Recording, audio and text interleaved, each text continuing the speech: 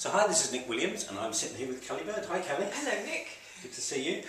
We've known each other for over 10 years. Yes, we have. You've been to lots of my events and I'm thrilled that you're now an author. You've written a book called Don't Give Up Your Day Job. You're giving a talk for us around the subject.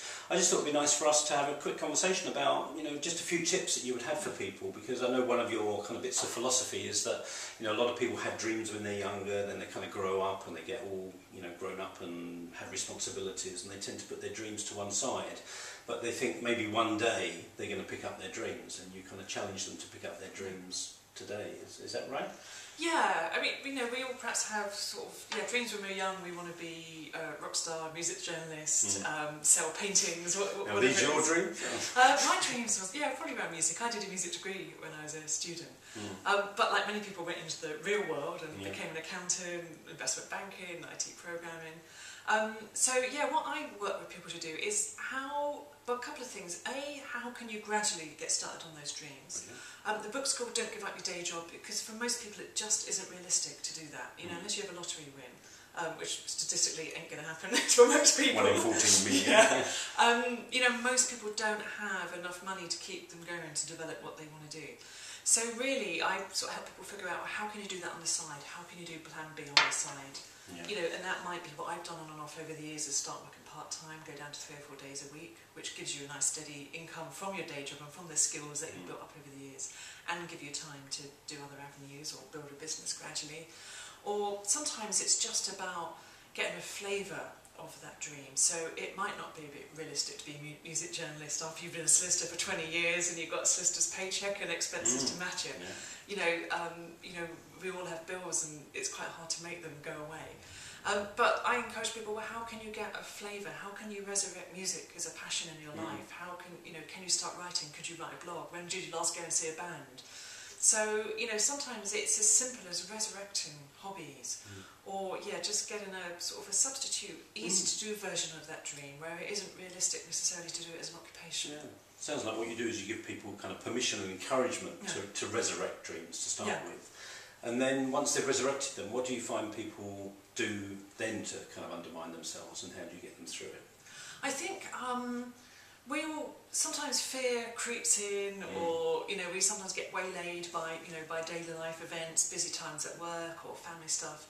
And I think the message, and certainly what I've done over the years, is just persistence. There are times, lots of little steps. Yeah, little steps. There's times you can work away bit by bit on your dreams. There are times it goes by the wayside, but the key is just coming back to it, picking it up again, going to a seminar, reading something which inspires you, and just getting back with it. Or it might be joining a group of like-minded individuals, come along to your events, or join it online. Being around people who are striving to do their thing, even if it's not the same as your thing. That's quite infectious. Yeah, I call it putting yourself amongst dream builders. Yeah. There's the dream bashers, who are the people that tell you could never do that, you're stupid, why are you even bothering? And they can obviously bring us down. But then there's what I call the dream builders, who are the people that encourage you, and to put yourself in the vicinity of those people is very powerful, isn't it? Yeah, and also just doing things in bite-sized chunks. Because it may be you can start a business gradually on the side, and it's less scary if you've still got your money coming in from your day job. I like to think of that as an income stream rather than a salary. It's one way that you have money coming in, but you can gradually build another. You can gradually retrain as something on the side. You can get sort of creative pursuits going. And it is around time management as well, and often we have quite a long hours culture now, and people travel more to work. So I encourage people, well, what's realistic? If you're working in an environment where everyone's in the office till 7 o'clock at night, it isn't realistic for you to leave 5 o'clock on the dot every night.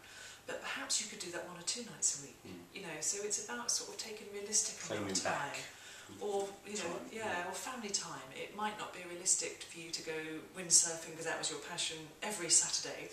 But can you go 1 Saturday a month? Because that's better than not going at all. Because I often meet people and I say, well, what are you passionate about? And they'll say, horse riding, cooking, and I used to love, windsurfing or sports.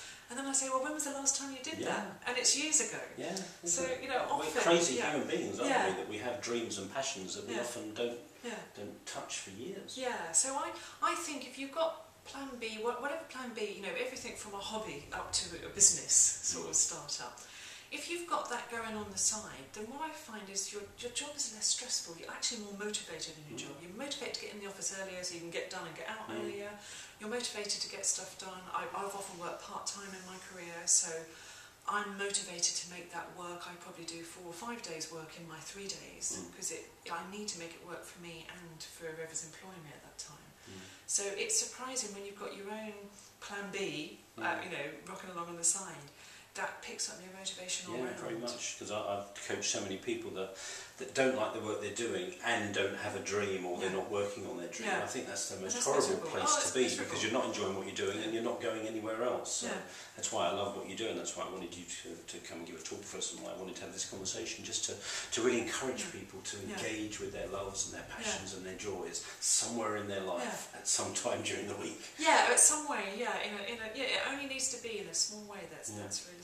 But can lift their whole spirit up, and make, as you say, make other things bearable. Yeah, and that can improve relationships, health, you know, whatever's going on at work. It's surprising when you do that, how, that changes, you know, potentially all areas of your life. Brilliant. So any other 1 or 2 tips you might have for people?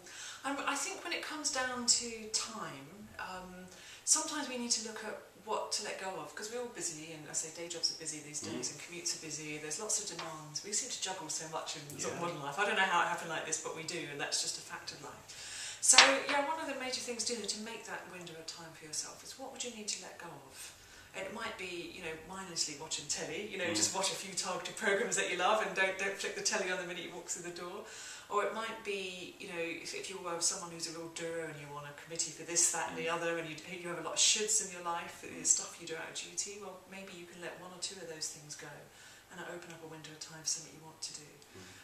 So have a look at the hats you're wearing, because most of us again wear a lot. And you know, maybe there's 1 or 2 of those you can park for now, even if it's for now, to sort of give you that space, or mental space and physical time. Brilliant. Well, thank you. Thanks for taking the time to talk. So your book is called Don't Give Up Your Day Job. It's very good. And I think I know you've already helped a lot of people, you know, change their lives, and you will a lot more with this book. So thank you very much indeed. Yeah, thank you. Thanks for watching. Bye.